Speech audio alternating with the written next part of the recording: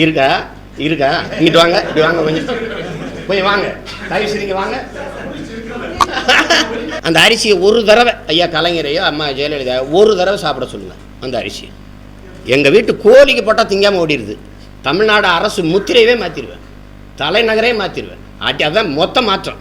அதனால தான் நாங்கள் புரட்சியவாதிகள்னு சொல்கிறோம். வருகிற சட்டமன்ற தேர்தலில் எங்களுடைய நாம் தமிழர் கட்சி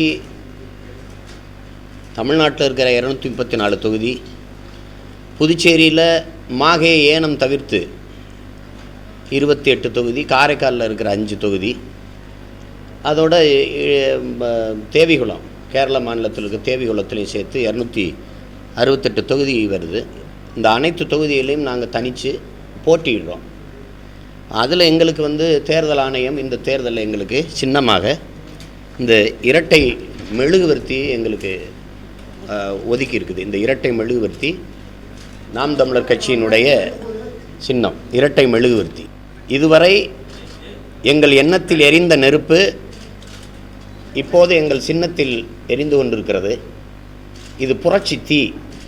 இது தீயவற்றை தின்னும், கொடியவற்றை கொளுத்தும், பெருநெருப்பாய் பற்றி பரவும். இது எம் இன விடுதலைக்காக தன்னையே உருக்கி கொண்டு அழித்து கொண்டு உலகத்திற்கு ஒளியை கொடுக்கும் இந்த மெழுகுவர்த்தியை போல எங்களை வதைத்து கொண்டு எங்களை வருத்தி கொண்டு எம் இன மக்களுக்காக நாங்கள் அயராத அரும்பாடாற்றுவோம் என்பது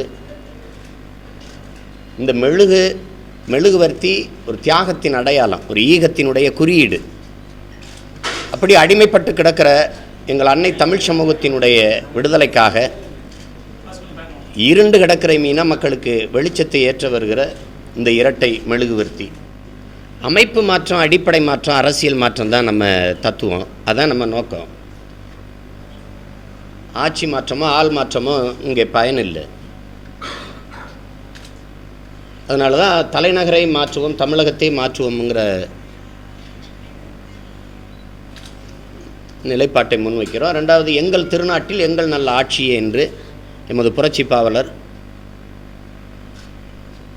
பாரதிதாசன் என்கிற கனக சுப்புரத்தினம் பாடிய அந்த புரட்சி பாவை பொது முழக்கமாக முன்வைக்கிறோம். எங்கள் திருநாட்டில் எங்கள் நல்ல ஆட்சியே. அதுக்குள்ளே எல்லாம் வந்துடும். நல்லாட்சின்னா எதை நல்ல ஆட்சின்னு சொல்லுவோம், எல்லாமே அதில் அடங்கிடும். விரைவில் நாங்கள் ஆட்சிக்கு என்னென்ன செய்வோங்கிற வரைவை வெளியிட இருக்கிறோம். ஈகம்தான் ஒரு தியாகத்தினுடைய குறியீடாக அடையாளமாக தான் மெழுகுவர்த்தியை நம்ம பார்க்குறோம். மற்ற விளக்குகளெல்லாம் இப்போ ஒரு அகல் விளக்கோ மற்ற விளக்கோ அது தன்னை அழிப்பதில்லை. இது ஈகம். நாங்கள் என் மொழிக்காக இன்னுயிரை ஈந்தவர்கள், இன விடுதலைக்காக பல ஆயிரக்கணக்கில் உயிர் தியாகம் செய்தவர்கள். அப்படி அடிமைப்பட்டு கிடக்கிற என் அன்னை தமிழ் சமூகத்தின் மேம்பாட்டிற்கு, உயர்வுக்கு, விடுதலைக்கு எங்களை வருத்தி கொண்டு தான் போராடுறோம். நேரத்துக்கு உறங்குறதில்ல, நேரத்துக்கு சாப்பிட்றதில்ல, சொந்தத்தை பார்க்குறதில்ல, அம்மா பார்க்குறதில்ல, அப்பா பார்க்குறதில்ல, எவ்வளோ ஈகங்களை செய்தானே நம்ம போராட்ட களத்தில் நிற்கிறோம். அதை உலகத்தின் ஒட்டுமொத்த இருளையும் ஒன்றாக திரட்டினாலும் ஒரு மெழுகுவர்த்தியின் வெளிச்சத்தை அணைச்சிட முடியாது. அதில் இரட்டை மெழுகுவர்த்தி. உதிரும் இலைக்கு மாற்றாக, மறையும் உதயசூரியனுக்கு மாற்றாக கிளர்ந்தெழும் புரட்சி தீ தான் இரட்டை மெழுகுவர்த்தி. எல்லாமே பிரச்சனை. திமுக அதிமுக ரெண்டுமே பெரிய பிரச்சனை. அதில் முக்கியமாக இந்த பிரச்சனை அந்த பிரச்சனைன்னு இல்லை, எல்லாமே பிரச்சனையாக தானே இருக்குது தமிழர்களுக்கு இந்த நாட்டில். கொள்கைன்னு ஒன்றே இல்லையே. ரெண்டு கட்சிக்கு என்ன கொள்கை இருக்குது? கொள்கைன்னு ஒன்றே இல்லை. கொள்கை என்பதே கை கொள்ளும் அளவு கொள்வது தான் கொள்கை. அதுதான் அந்த ரெண்டு கட்சிக்கும் கொள்கை. வேறு ஒரு கொள்கையும் இல்லையா? நிறைய மக்களின் வளத்தை, மண்ணின் வளத்தை, மக்களின் நலத்தை சுரண்டி லஞ்சம் ஊழலாக பெறுவது, பல லட்சக்கணக்கான கோடிகளை பதுக்குவது, ஒதுக்குவது, அந்த பணத்தை பாதுகாக்க கடைசி வர பதவியில் இருப்பது. இதை தவிர வேறு ஏதாவது தத்துவம் இருக்கா ரெண்டு கட்சிக்கு? புலிக்கொடி அங்கீகரிக்காமல் இல்லை, அங்கீகரிச்சிருக்காங்க. என் கொடி புலிக்கொடி தான். அந்த புலி இல்லை தேர்தல் ஆணையம் அங்கீகரித்து இப்போ புலிக்கொடியை அங்கீகரிச்சிருச்சு. புலி சின்னம் கேட்டது தான் மறுத்துருச்சு. அது இருக்குல்ல. நான் கேட்ட சின்னம் நான் காளை மாடு கேட்டேன், புலி கேட்டேன். புலி கொடுக்க முடியாது, அது உயிர் உள்ள விலங்குகளை தர முடியாது, தேசிய சின்னம்னு சொல்லுது, விலங்குன்னு சொல்லுது. அப்போ தேசிய மலர் எதுனா இந்தியாவில் இருக்க எல்லாருக்கும் தெரியும், தாமரைன்னு. அந்த தாமரையே ஒரு கட்சிக்கு சின்னமாக கொடுத்துருக்கு. ஏன் கொடுத்துன்னா அது 2014க்கு பிறகு அதெல்லாம் இல்லை. அது ஆஃப்டர் நோட்டிஃபிகேஷன் ஒரு கருத்தை சொல்லிகிட்டே இருக்குது. 2014க்கு பிறகு நாங்கள் கொடுக்குறதில்ல. காளை மாடு என் அடையாளம், சேவல் என் அடையாளம் கொடுங்க. அதனால் தரமாட்டேங்குது. பனை மரம் என்னுடைய தேசிய மரம். பனையை தான் நான் முதல்ல ரொம்ப புலி இல்லைன்னு பனையை வலியுறுத்தி கேட்டேன். பனை காஷ்மீரில் ஒருத்தர் வச்சுருக்கிறாரு, தென்னை மரம் மாதிரி இருக்குது. தென்னை இல்லைங்க, இது பனைன்னா தரமாட்டேங்குது. நான் இரட்டை பனை மரம் தான் கேட்டு ரொம்ப போராடினேன், தரலை. அது கேட்டால் வேறு ஒரு மாநிலத்தில் இருக்குன்னு. அப்போ அங்கே சைக்கிள் இருக்குது, இங்கே சைக்கிள் இருக்குது, இங்கே உதயசூரி இருக்குது, இன்னொரு மாநிலத்தில் உதயசூரி இருக்குது, இங்கே ரெட்டையில் இருக்குது, இன்னொரு மாநிலத்தில்னா 2014 பிறகு பேசுங்கிறாங்க. நான் பின்னாடி பிறந்தது என் குற்றமானா பதில் சொல்கிறது இல்லை. அது முன்னாடி கொடுத்துட்டோம். யானையை ஏன் கொடுத்தீங்க, சிங்கத்தை ஏன் ஃபார்வர்ட் பேக் கொடுத்தீங்க, மாயாவதி அம்மாவுக்கு அந்த யானையை ஏன் கொடுத்தீங்கன்னா இப்போ பேச அப்போ பேச அதை கொடுத்தாச்சு அப்படின்ற. அப்போ இந்த நாட்டில் பின்னாடி பிறந்ததே பிரச்சனையே இருக்குது. ஜனநாயகம் சமமாக சரியாக எல்லாருக்கும் இல்லை. அதை நான் என்ன சொல்கிறேன்னா, நீங்கள் அழிச்சிருங்க. அண்ணா எம்ஜிஆர் நினைவிடத்தில் ரெட்டையில் இருக்குது, எல்லா சுகத்துலேயும் ரெட்டலையும் உதயசூரியன் எழுதி கிடக்குது. அவங்க இதெல்லாம் விளம்பரம் கொடுக்குறாங்க. எனக்கு சின்ன இன்னைக்கு தான் கிடைக்குது. எனக்கு இடுப்பு கீழே விளங்காது. அவன் தினம் உடற்பயிற்சி கூடத்துக்கு போகிறான். 2 பேரையும் ஒரே கோட்டில் ஓடுன்னா எப்படி? 65 வருஷமாக சின்ன வச்சுருக்கவனும் 65 நாளைக்கு முன்னாடி சின்னம் கொடுக்குறவனையும் ஒன்றா ஓடுறான்னா எப்படி? என்ன ஜனநாயகம் அது? அழிச்சிருங்க. அமெரிக்கா மாதிரி அழிச்சிட்டு எனக்கு ஒரு 28, அவருக்கு 38 அல்லது 2,01,000 கூட எனக்கு கொடுத்து விடுங்க. ஒரு எண்ணெய் கொடுத்துருங்க எல்லாருக்கும். மொத்தமாக எவனுக்கும் சின்னம் கிடையாது, புதுசாக சின்னம். அவனுக்கு 101. ரொம்ப முன்னாடி இருக்கிற கட்சி 1 கூட அவனுக்கு 1. நாங்கள் 1,01,000 கூட இருந்துட்டு போகிறோம். அதானே சரியான சமமான ஜனநாயகம் அதானே. அப்போ வாழ்ந்தாருக்கு மாரடிக்கிற ஒரு நிலையத்தான் நம்ம பார்க்குறோம். ஏற்கனவே இருக்கிற கட்சி அப்படின்னா ஒரு சட்டம் போடுங்க, இனிமேல் யாரும் புதுசாக கட்சி தொடங்காத. நான் தமிழங்கிறதே மாற்று தானே, என்ன போய் கேட்டுட்டேன். பணம் இருக்கிறவங்க அரசியல் செய்ய முடியுங்கிற நிலையை மாற்றுவதே மாற்று தானே. பணம் இருந்தால் தான் அரசியல் செய்ய முடியும். எனக்கே எல்லாரும் கேட்குறாங்க, பணம் இல்லாமல் எப்படி போட்டி விடுவான்னு. முடியாதுல்ல, போடுறேன்ல, அதுவே மாற்று தானே, அதுவே மாற்று தானே. நான் தமிழன், நான் இந்தியன், நான் திராவிடன் அப்படிங்கிற இடத்துல இல்லை, நான் தமிழன் அப்படிங்கிறத பெரிய மாற்று தான். எங்கள் இன முன்னோர்கள் இப்படி எல்லாத்துலையும் போட்டிருக்காங்களா? 234 போட்டிருக்காங்களா? பகுதி கட்சி சில தொகுதி கட்சியால் தான் இருந்திருக்கு தமிழ் தேசிய இனத்தினுடைய வரலாற்றில். அறிவிச்சிட்டேன். இனி வலைத்தளத்தில் ஏற்றுவோம். இப்போ ஏற்றுவோம்.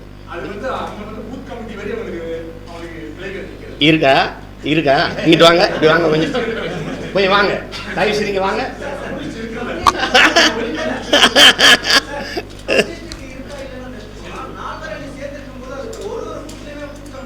தம்பி அது அப்புறம் பேசுவோம் தம்பி. அது இருக்குதா இல்லையான்னு இந்த 2 மாதம் தானே தம்பி இருக்கு. 2 மாதம் தானே தம்பி இருக்கு. இது ஒரு சர்வதேச சிக்கல் மாதிரி கேள்வி எழுப்பிட்டு இருக்கிறீங்க. வெளில போகிறேன் என்னை போய் நீங்கள் சொல்லிட்டு இருக்கிறீங்க. என்னுடைய வலிமை என்னென்னா, நீங்கள் தேர்தலில் முடிஞ்சு இன்னொரு 2 மாதம் கழித்து வாக்கு என்னதுக்கு பிறகு அப்புறம் இதே மாதிரி ஒரு பத்திரிகையாளர் சந்திப்பில் கேளுங்க, நான் சொல்கிறேன்.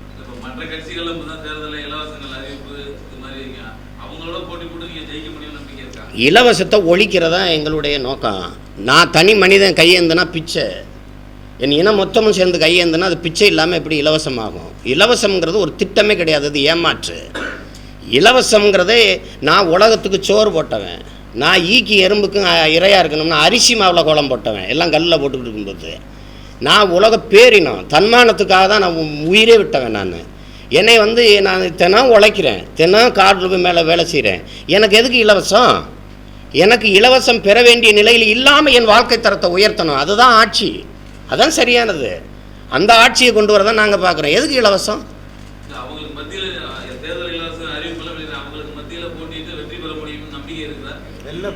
இலவசம் கொடுக்குற உங்களுக்கு தெரியுது, இப்படி இலவசம் கொடுக்குறாங்க, இந்த பணத்தை கொடுத்து வாக்க பறிக்கிறாங்க, அது சரியில்லைன்னு தெரியுது. அதை ஒழிக்கணும்னு நினைக்கிறீங்க. யார் ஒழிப்பா? யார் செய்வா? யாராவது ஒருத்தர் செய்யணும்ல, நாங்கள் செய்கிறோம். அந்த நிலையில் என் மக்களை நீங்கள் வச்சுருக்க, அந்த நிலையில் என் மக்களை நீங்கள் வச்சுருக்கிறீங்க. அதான் இங்கே இருக்கிறது. மக்கள் எதிர்பார்க்குறாங்கன்னா, மக்களை பிச்சைக்காரனாக வச்சுருந்தா பசிக்கு என்ன பண்ணுவான்? கையேந்தத்தான் செய்வான். இத்தனை ஆண்டுகளில் ஒருத்தன் இலவசம் ஒரு தடவை பெறுறான், அடுத்த தடவை எனக்கு வேணாம், நான் என் வாழ்க்கை தரம் உயர்ந்துருச்சுன்னு ஒருத்தன் சொல்கிறான்னா, 2 ரூபாய்க்கு அரிசி. ஐயா கலைஞர் ஆட்சியில் 2 ரூபாய்க்கு அரிசி. திருப்பி அடுத்த தேர்தல் அறிக்கையில் 1 ரூபா அரிசி, 1 ரூபா அரிசி. இப்போ அந்த அரிசியும் காசு இல்லை, இலவசம். 1 கிலோ அரிசி நீ இலவசமாக தர்ற, நீ 1 கிலோ மண்ணை இலவசமாக தாவேன் பார்ப்போம். அப்போ என்னுடைய வெம்பாடு விட்டு உழைக்கிற வேளாண் பெருங்குடி மக்களின் உழைப்பை அவமதிக்கிற செயல் இல்லையா அது? நான் 6 மாதம் காட்டிலையும் மேட்டிலையும் வெயிலையும் பனியிலையும் மழையிலையும் நனைஞ்சு வெம்பாடு பட்டு நான் வேர்வை ரத்தம் வேர்வையாக ஊற்றுறதுக்கு நான் உடம்பெல்லாம் உப்பு பூக்க நான் கருமாயப்பட்டு காடு மேடில் விளைஞ்சி விளைவிச்சு கொண்டாந்து அரிசியை கொடுத்தா அது இலவசம், ஒரு மதிப்பும் இல்லை. அரிசி 1 கிலோ கொடுவேன், இந்த மண்ணை 1 கிலோ இலவசமாக அவமதிக்கிற செயல் அது. அதனால தான் நமக்கு இந்த இப்போ நீங்கள் போன ஆண்டு இலவசம் கொடுத்தீங்க, இந்த ஆண்டு வேணாம்னு எவன் சொல்கிறானா? இலவசமாக 1 ரூபாய்க்கு அரிசி போட்டால் தான் வாங்கி சாப்பிட்டு வயிறு வளர்த்து உயிர் வளைக்க முடியுங்கிற நிலையில் வச்சுருந்தீங்க ஒரு இன மக்களை. இப்போ அதுவும் இல்லை, 1 ரூபா கொடுத்து வாங்க வக்கற்ற நிலைக்கு கொண்டாந்து நிறுத்திட்டீங்க. இலவசமாக போடணும் அரிசி. அந்த அரிசியை ஒரு தடவை ஐயா கலைஞரையோ அம்மா ஜெயலலிதா ஒரு தடவை சாப்பிட சொல்லுங்கள் அந்த அரிசியை. எங்கள் வீட்டு கோழிக்கு போட்டால் திங்காமல் ஓடிடுது. தேர்தல் அறிக்கை வெளியிடலை நாம் தமிழர் ஆட்சியின் செயல்பாட்டு வரைவை தான் வெளியிட போகிறோம். ஆட்சிக்கு இந்த தேர்தல் அறிக்கை விட்டு சுகமாக சொரிஞ்சு தூங்க வைக்கிற ஆளுங்க நாங்கள் இல்லை. நான் மக்களின் குறை கேட்க வந்த பிள்ளை இல்லை, குறை தீர்க்க வந்த பிள்ளை. நான் என்னை பெற்ற என் ஆத்தாளப்பேன் என் வீட்டுக்கு இருந்த குறையை சொன்னான்னு தீர்த்தேன். இப்போ என் நாட்டுக்கு இருக்கிற குறையை தீர்க்க வர்றேன். நான் குறை கட்டுட்டு அம்மா என்னம்மா அவங்க பிரச்சனைன்னு கேட்க வரல, என்ன பிரச்சனைன்னு தீர்க்க வர்றேன். பல ஆண்டுகளாக பட்டு கருமாய் பார்த்துட்டு நொந்து போய் இந்த வேலையை செய்ய வந்திருக்கிறோம். அதனால் நாங்கள் நாம் தமிழர் ஆட்சி நாங்கள் வந்தால் அப்படி கிடையாது, வாரம் செய்கிறோம், வந்தால் வர்றோம் செய்கிறோம். அதனால் வரைவு ஆட்சிக்கு வந்தால் எப்படி நடத்துவோம் அதுதாங்க, அதை தான் வரைவாக கொண்டு வர்றேங்கிறேன், அதை தான் அந்த வரைவாக கொண்டு வர்றேங்கிறேன். அதை ஒரு நாள் வெளியிடும் போது நீங்கள்லாம் படிச்சுட்டு அதுலேருந்து கேள்வி தேவைப்படாதுங்கிறேன். இலவச என் மக்களுக்கு தேவைப்படாதுங்கிறேன்.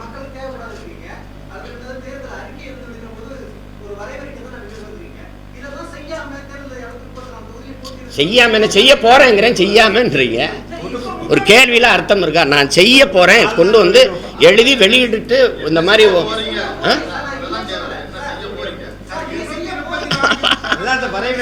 வரைவு செய்ய போறதை நான் சொல்றேன், கொண்டு வந்து தரப்போறேன்ட்டு. தம்பி, பாலுக்கு அழாத குழந்தை, கல்விக்கு ஏங்காத மாணவன், வேலைக்கு அலையாத இளைஞன், இதுதான் என் கனவு இந்தியாங்கிறான் பகத்சிங்.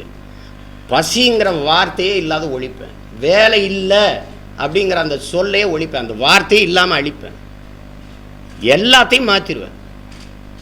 தமிழ்நாடு அரசு முத்திரையவே மாற்றிடுவேன், தலைநகரே மாற்றிடுவேன். அதான் மொத்த மாற்றம். புதிய தமிழ்நாட்டை கட்டுறோம். நான் பல தடவை சொல்லிட்டேன், சீர்திருத்தவாதி இல்லைண்ணா. ஏற்கனவே கட்டி வச்சிருக்க கட்டடத்துக்கு வெள்ளை அடிக்க வரல, நான் அந்த கட்டடத்தை இடிச்சுட்டு கட்டடம் கட்ட வந்திருக்கேன். அதனால தான் நாங்கள் புரட்சியவாதிகள்னு சொல்கிறோம். என்ன செய்வேங்கிறத ஒவ்வொன்றையும் நான் சொல்லும்போது இன்னொருத்தர் அதே இதில் பேசிட்டு இருக்கிறாரு, வேறு பக்கம் ஒருத்தர் பேசிட்டு இருக்கிறாரு, நாங்கள் இதை செய்வோம் அதை செய்வோன்ட்டு. அதனால தான் கொஞ்சம் வாயை மூடிட்டு இருக்கோம், வரைவு அறிக்கையை கொண்டு வர்ற வரைக்கும் கொஞ்சம் வாயை மூடிட்டு இருப்போம்ட்டு. இல்லை நாம் ஒன்று பேச அவரும் ஒன்று பேசிட்டு இருக்கிறாங்க எல்லாரும்.